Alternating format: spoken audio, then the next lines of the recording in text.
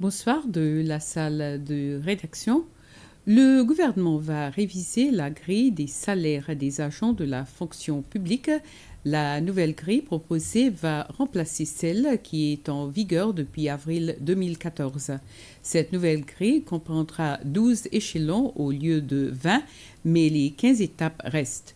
La secrétaire en chef de la fonction publique, Sheila Mohideen, a annoncé que les agents de la fonction vont bouger sur ce tableau en fonction de leur performance et de la situation économique du pays.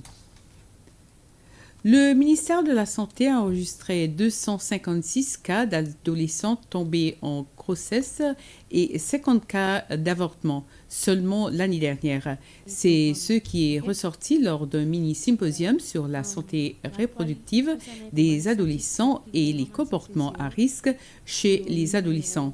Symposium organisé conjointement par le département des affaires sociales et le ministère de la Santé.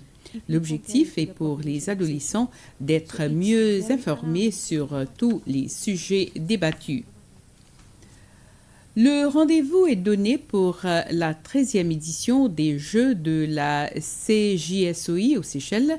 C'est par ces mots que le secrétaire principal des sports et de la jeunesse, Ralph Jean-Louis, a accepté le pavillon des Jeux. Et il a déclaré que les Seychelles s'engagent à honorer ce rendez-vous.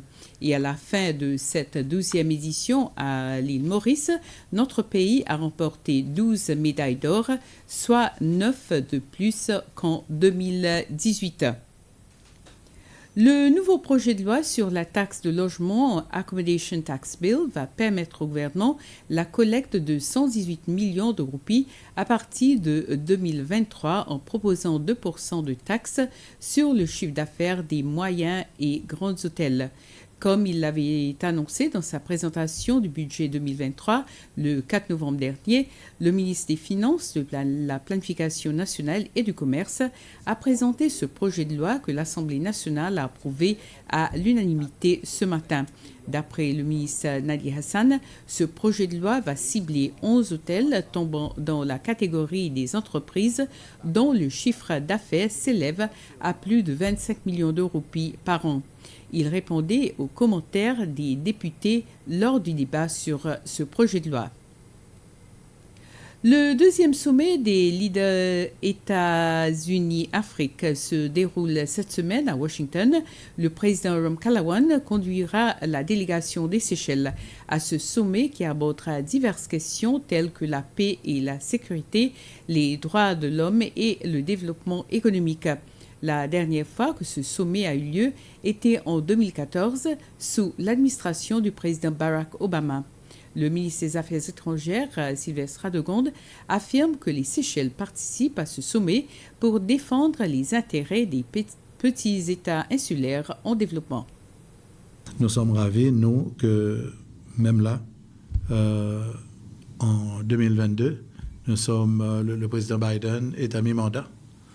Nous aurons la possibilité d'aller présenter un petit peu nos priorités. C'est vrai, les Américains, ils ont leur intérêt sur le continent africain, que ce soit en ce qui concerne la sécurité maritime, mais aussi terrestre, ce qui concerne l'environnement, changement climatique, en ce qui concerne le commerce, parce que l'Afrique présente quand même une énorme possibilité.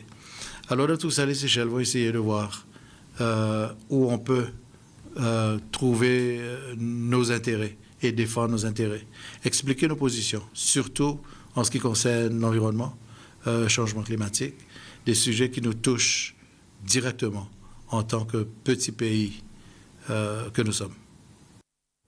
C'est tout pour l'instant. Une très belle soirée à vous.